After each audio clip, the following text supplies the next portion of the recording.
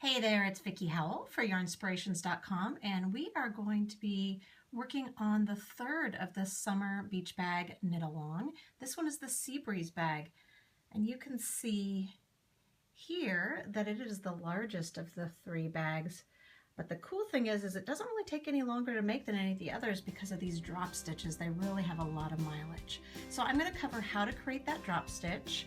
Then we will talk about the decrease that happens at the bottom of the bag. And lastly, I'll show you really quickly how to create the twists that are in the contrasting handles. All right, so let's get started. So following the directions, the stitch pattern has some rows of garter, and I've cast on less stitches here than in the actual bag pattern just because it's easier to show. It's not as bulky. So I am actually on, I've done all the garter stitch rows, which is 6 rows. And now I'm ready to do the row 7, which is where we start the first step for the drop stitches that you're going to see that creates all that mileage. So we're knitting 1, wrapping 3 times. Knit, wrap, wrap, wrap. And you just do that as the pattern calls for. Whoops, that was only 2. 3 times all the way to the end. Okay, so that's on the right side, the public side of the fabric. So then, once I've done that all the way across, as I have here, we flip it over to what is now the back side. And you can see it looks like I have a gajillion stitches because of all those yarn wraps.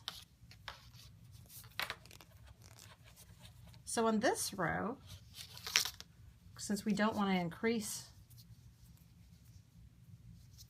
by so many stitches, or by any stitches at all rather, we're going to knit all the knit stitches. So this one's knit, and then drop, meaning letting the loops fall off all the yarn overs. And it'll look a little scraggly at first. Knit, let drop. Knit,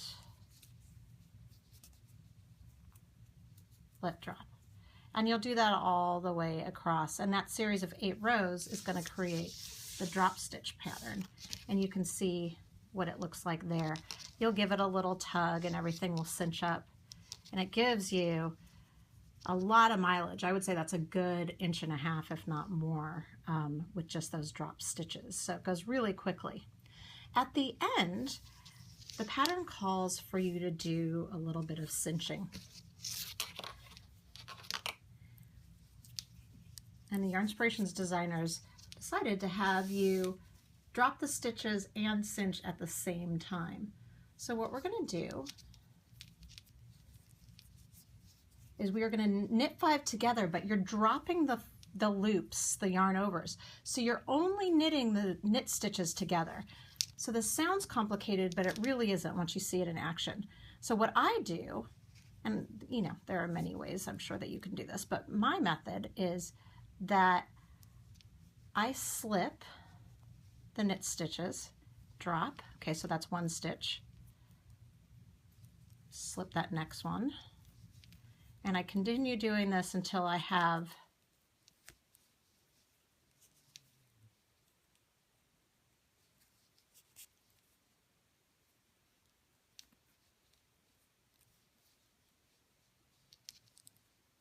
one, 2, 3, 4, 5 knit stitches on this needle. And then you could do one of 2 things. You could either slip all these back onto the right side and knit them together like that, or you could keep them on the right hand side. I just said slip them over to the right side, I meant left side. Now you could just keep them to the right side and you could knit them through the back loop. So you insert the needle through the front, yarn over, knit all 5 of those loops together. And then you're just going to continue in that manner, slipping all the knit stitches, dropping the yarn overs, and then either slipping those knit stitches back to the left hand needle and knitting all 5 together, or knitting all 5 together through the back loop on the right hand needle. Not hard at all, and super quick way to decrease while staying in the pattern stitch. All right, the last thing I want to go over is how to do the twisted cord handles that you see here. If any of you have ever wound yarn into a hank, this is exactly the same method. You'd have somebody else hold it because the handle would be really long. I have a shorter one here just for the camera. And then you would just twist and twist and twist and twist until it gets pretty tight. You get the idea. And then once you're satisfied, you can feel it kind of tightening up. Then you fold it in half, and it will then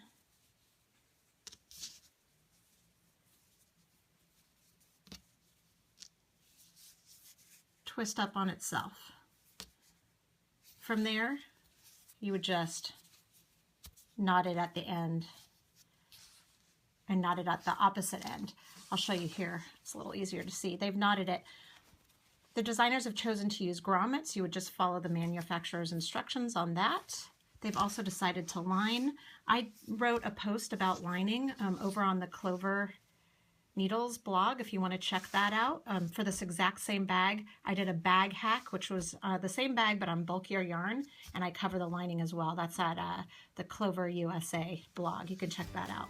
So that's really all there is to it. This is a great bag, really a perfect size if you're taking kids to the beach, especially because it's nice and roomy, so it can hold towels and, you know, juice boxes and all the other accoutrements you need when you're a mom. All right, have fun, and I hope to knit along with you for the rest of the week. Bye.